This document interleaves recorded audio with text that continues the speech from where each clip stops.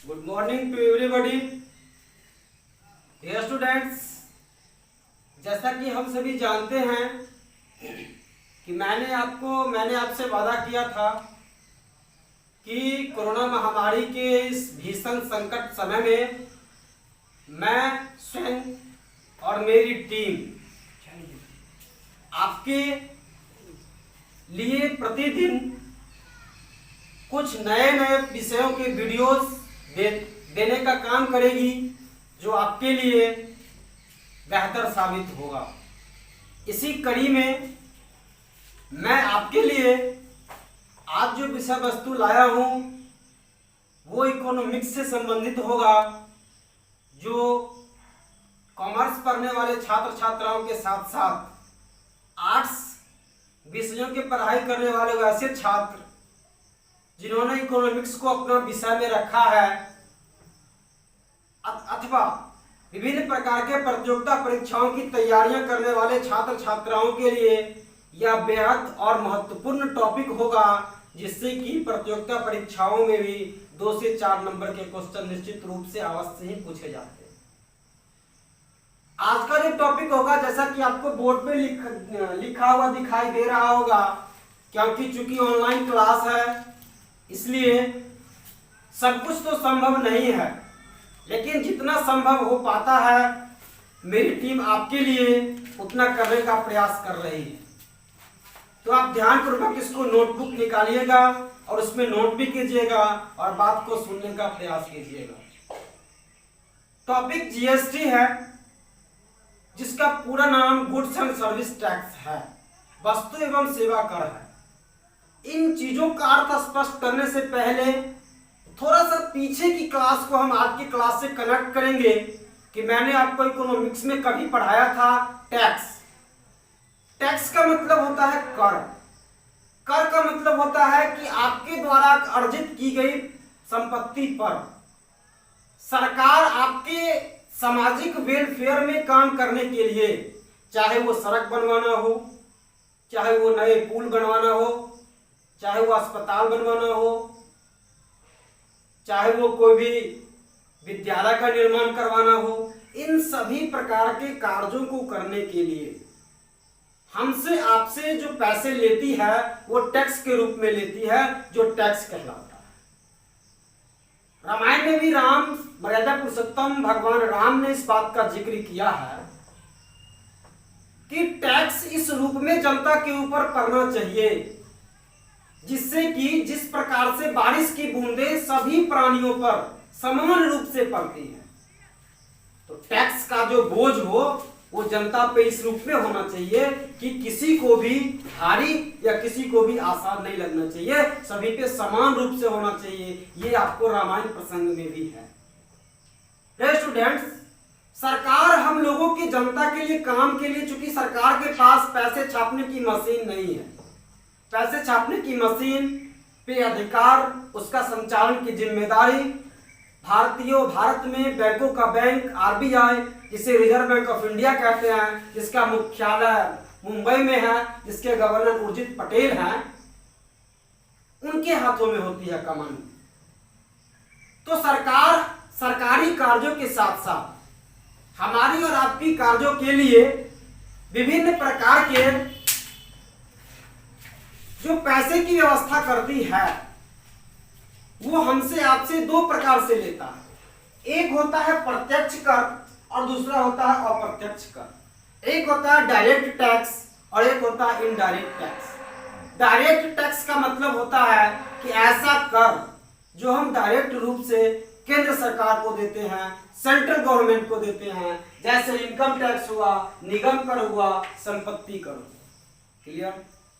दूसरा होता है इनडायरेक्ट टैक्स, अप्रत्यक्ष कर, जो डायरेक्ट हम सरकार को नहीं देते हैं बल्कि राज्य के माध्यम से सरकार तक पहुंचती है, जैसे कि आप सेल टैक्स, वैट टैक्स, उत्पाद कर, सीमा शुल्क, टोल टैक्स, इस प्रकार को हम अप्रत्यक्ष करों की श्रेणी में रखते हैं।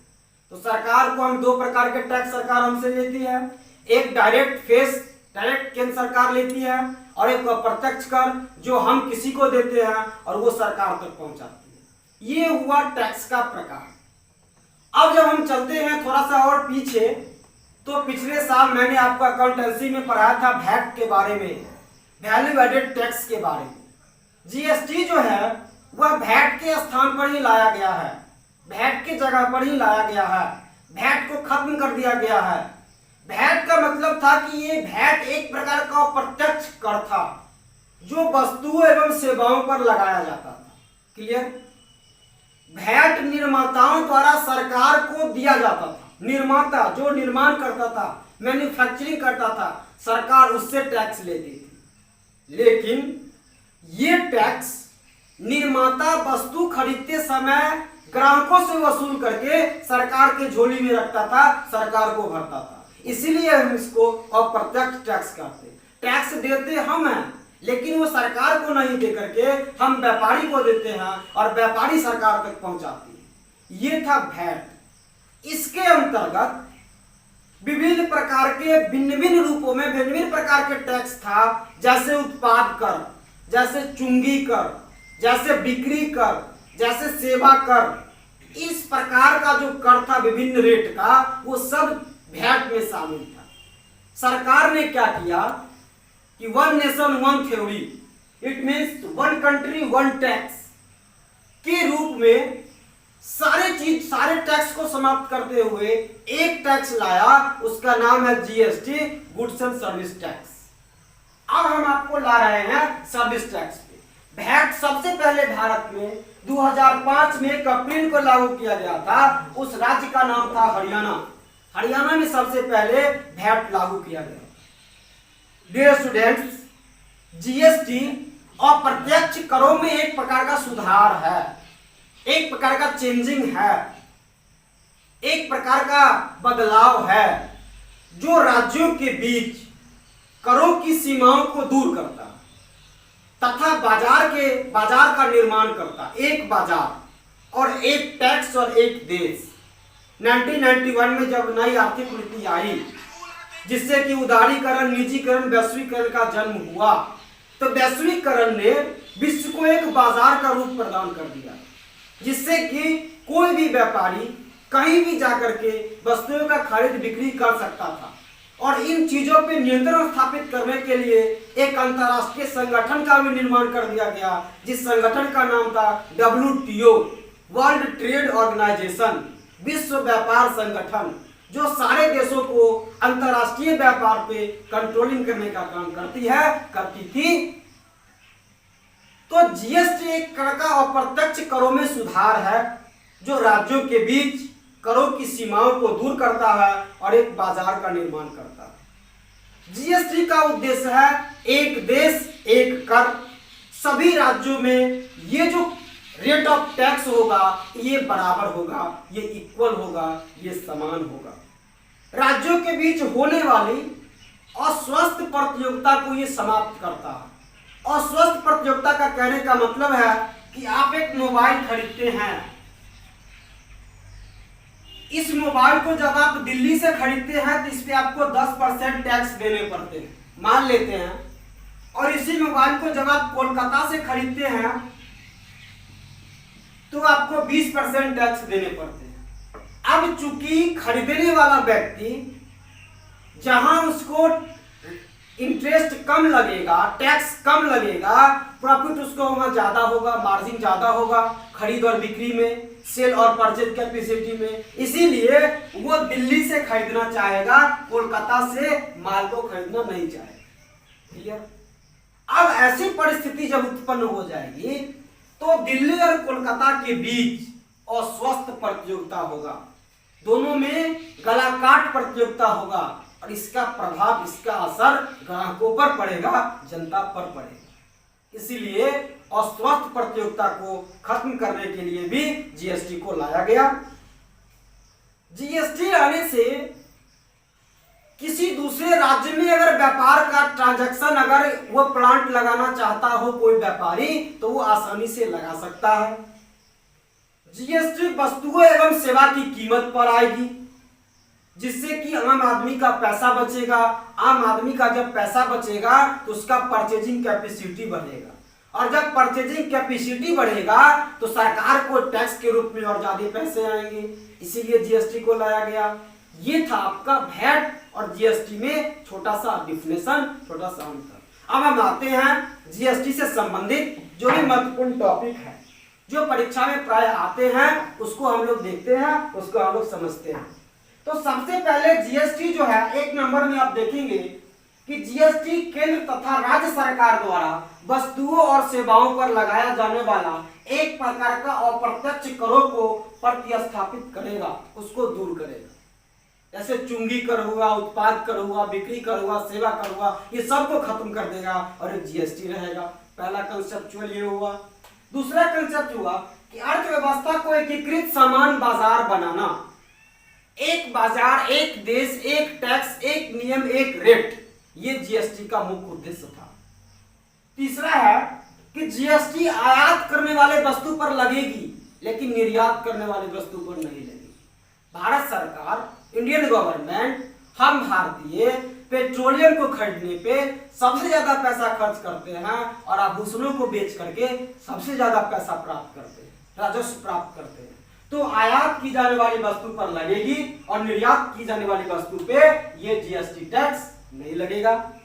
ये जो जीएसटी टैक्स है, ये टैक्स फोर्स कमेटी जो गठित हुआ था, जिसके अध्यक्ष थे विजय केलकर, उनके रिकमेंडेशन पर, अनुशंसा पर इस पर विचार किया गया था, इस पर बात किया गया था। इस पे पहली बार जो चर्चा हुई वो चर्चा हुई 10 नवंबर 2009 को। 10 नवंबर 2009 फर्स्ट अटेम्प्ट, पहली बार इस बिल पर चर्चा किया गया। 19 दिसंबर 2014 को वर्तमान उस समय के वित्त मंत्री अरुण जेटली जी, जब हमारे बीच नहीं रहे, उन्होंने 122वां संविधान संशोधन की अनुमति प्रदान कर दी इस बिल के बारे में। क्लियर? 2014 में इसको संसद में पेश किया गया, जहां संसद का उच्च सदन राज्यसभा और निम्न सदन लोकसभा। राज्यसभा में यह बिल 3 अगस्त 2016 को और लोकसभा में 8 अगस्त 2016 को भारी बहुमत से पास हो गया। पुनः पास हो जाने के बाद इस बिल को राष्ट्रपति के पास मंजूरी के लिए भेजा गया, जिसको कि 8 सितंबर 2016 को मध्य रात्रि राष्ट्रपति ने इस बिल पर हस्ताक्षर करके अपनी मंजूरी प्रदान कर दी। क्लियर? ये जीएसटी जो था वो संविधान का 101वां संशोधन था। सबसे पहले जीएसटी 1954 में फ्रांस में लागू किया गया और हमारा जो जीएसटी प्रणाली है, भारतीय जीएसटी प्रणाली जो है वो कनाडा के जीएसटी प्रणाली पर आधारित है, वहां से लिया गया है, उसी अनुशंसा पे कार्य कर रही है। जीएसटी भारत में इसकी शुरुआत 1 जुलाई 2017 को हुई, लेकिन जो महत्वपूर्ण डेट है वो आप नोट करेंगे, अंडरलाइन करेंगे। परीक्षा में यही क्वेश्चन आता है कि जम्मू कश्मीर में 1 जुलाई को लागू नहीं हुआ। जम्मू कश्मीर में ये 7 जुलाई 2017 को लागू किया गया।